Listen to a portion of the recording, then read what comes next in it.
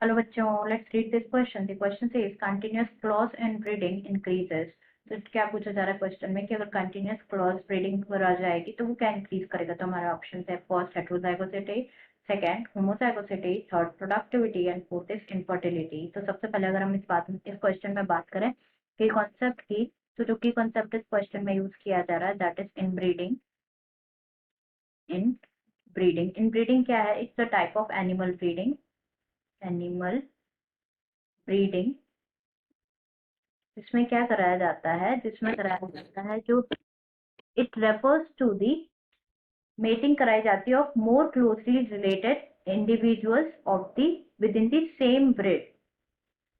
Meeting कराई जाती है, mating of more closely related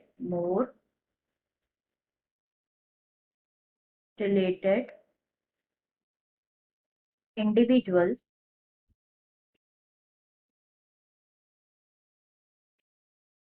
within the same breed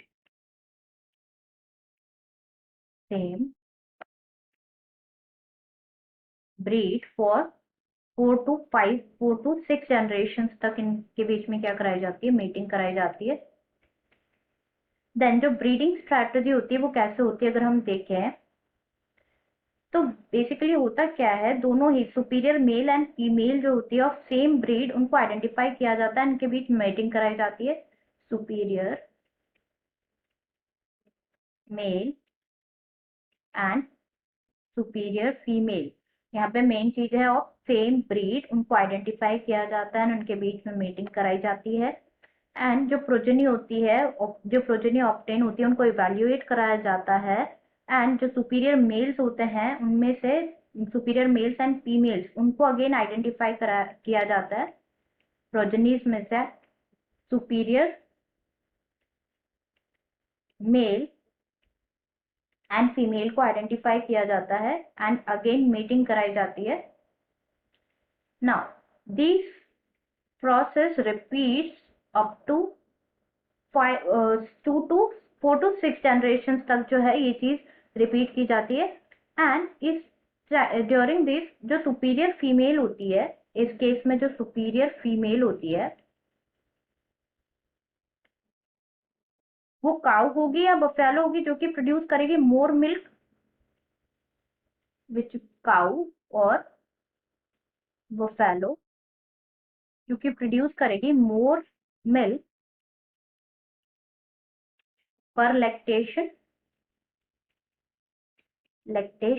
while superior, अगर हम सुपीरियर मेल की बात करें तो जो मेल होगा it will be bull. And ये क्या करेगा?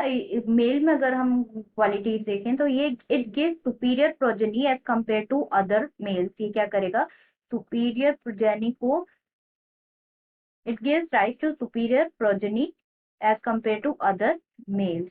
अब अगर हम बात करें तो जो इनब्रीडिंग होता है, this inbreeding for up to generations, ये क्या इंक्रीज करेगा? ये इंक्रीज कर देगा होमोजाइगोसिटी। होमोजाइगोसिटी इंक्रीज कर देगा एंड इसीलिए जो इनब्रीडिंग होता है वो नेसेसरी होता है अगर हम जो है इवॉल्व करना चाहते हैं pure line in any animal. And जो इनब्रीडिंग होता है वो एक्सपोज करता है हार्मफुल रिसेसिव ट्रेट्स को, उनको क्या करता है? एलिमिनेट करता है। It eliminate the harmful recessive traits को एलिमिनेट करता है। देयरफॉर ये जो अप्रोच है, there is a selection at each step जो कि इंक्रीज करता है productivity of inbreeding population. But जो कंटिन्यूअस इनब्रीडिंग होता है, दिस कंटिन्यूअस इनब्रीडिंग जो है ये क्या करेगा? ये डिक्रीज कर देगा स्टेरिलिटी को, रिड्यूस कर देगा। It reduces sterility as well as productivity को भी रिड्यूस कर देगा। प्रोडक्टिविटी को रिड्यूस कर देगा एंड जो कि क्या कॉज करेगा? Which is a it causes inbreeding depression. Then inbreeding depression. अब हम ऑप्शन चेक कर लेते हैं। फर्स्ट गिवन है हेट्रोजाइगोसिटी, जो कि इनकरेक्ट है, it increase homozygosity not heterozygosity. Third में गिवन है प्रोडक्टिविटी इंक्रीज करेगा, तो जैसे कि हमने डिस्कस किया प्रोडक्टिविटी तो रिड्यूस होती है, फर्टिलिटी भी रिड्यूस होती है। Correct answer is second, homozygosity. Answer is second, that is homozygosity. Homozygosity.